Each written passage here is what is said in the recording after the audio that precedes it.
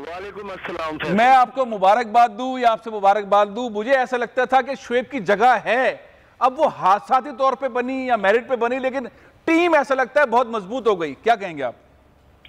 बिल्कुल सही आपने कहा फैसल, शुएब की जगह थी और इन्होंने पहले सेलेक्ट नहीं किया, लेकिन देखिए ना किस्मत ने यावरी की और आखिरी लम्हे पर अगर शुएब मकसूद की कमर में तकलीफ नहीं होती जो उनकी पुरानी तकलीफ है, हाँ। तो फिर मुझे लगता है कि शुएब मलिक नहीं आते। लेकिन देखिए कहते हैं कि किस्मत भी साथ देती है, तो शुएब मलिक आ गए। मेरे ख्याल में आपने जो पहले सवाल किया, अब टीम अब खासी मजबूत और मुतवाजिन है।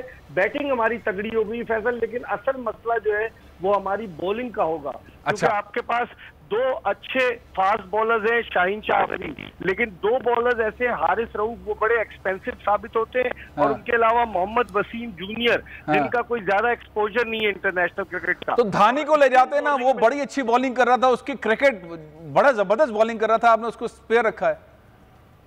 ये तो इस मुल्क का अलमिया है फैसल के जो अच्छा परफॉर्म करता है। अब दहानी को बजाय इसके कि T20 का वो PSL का बेहतरीन बॉलर बना था, उसको बजाय T20 खिलाते उसको जो है जिम्बाब्वे और वेस्ट इंडीज टेस्ट टीम में भेज दिया गया। तो ये पाकिस्तान क्रिकेट के गिमिक्स हैं जो होते हैं, और ये सरासर ज्यादती थी। उसको भी ट्रैवलिंग रिजर्व में तो रखा है दहानी को, हाँ, लेकिन प्लेइंग में नहीं है ना। जिनका ताल्लुक जी प्लेइंग में नहीं है, वसीम जूनियर जिनका ताल्लुक, उनको अहमियत दी गई है। और मैं समझता हूं कि स्पिन बॉलिंग फैसल हमारी को इतनी ज्यादा इंप्रेसिव नजर नहीं आ रही। इमाद वसीम है, उसके अलावा शादाब खान वो बिल्कुल आउट ऑफ फॉर्म है गुज़िश्ता अगर आप देखें 2-3 साल से। और हाँ, और उनके अलावा जो है मोहम्मद नवाज है। भारत ने 5 स्पिनर में शामिल किए मुत्तहदा अरब अमारात की विकेटों को देखते हुए। तो मेरे ख्याल में स्पिनर हमारे पास हफीज हो गए, हमारे पास शोएब हो गए, उनको इस तरह इस्तेमाल करेंगे। अच्छा ये बताइए कि आप अगर टॉप टीम्स के अंदर पाकिस्तान को अब कहां प्लेस करते हैं इस सारी टीम की फाइनल शेप के बाद? हम कौन से नंबर पे हैं? पहले, दूसरे, तीसरे, किस नंबर पे?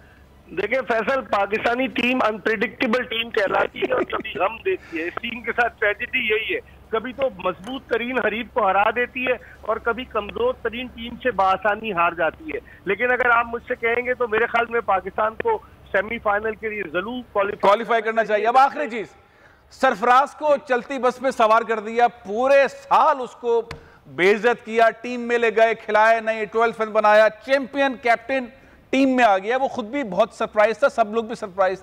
ये किसने करवाया सरफराज को टीम में, बस में किसने चढ़ाया? देखें जो प्रेशर बना ना सोशल मीडिया का, और जिस तरह मोइन खान के साहबजादे आजम खान को मोहम्मद वसीम ने कहा जो चीफ सेलेक्टर ने कि हम उन्हें सेकंड विकेट कीपर लेकर जा रहे हैं, उससे पाकिस्तानी टीम में विकेट कीपिंग नहीं कराई गई। 3 T20 खेला है, 3 PSL, 3 साल से उसे PSL में कीपिंग नहीं कराई गई और उसको विकेट कीपर बना के पेश कर रहे थे। ये चीज सरफराज के हक में गई, सोशल मीडिया का प्रेशर वो भी उनके हक में गया, और आजम खान की फिटनेस पर जो सवालिया निशान था वो भी सरफराज के हक में गया। सरफराज खेलेंगे मैच या बैठेंगे? मुझे लगता है ऑरेंज कलर की बीट पहनकर वो जो है पानी पिलाते हुए नजर आएंगे बज़ाहिर। बज़ाहिर यही लगता है कि एक बार फिर सरफराज पानी पिलाते नजर आएंगे। बहुत बहुत शुक्रिया। सब्सक्राइब करें और बेल दबाएं ताकि कोई खबर रह न जाए।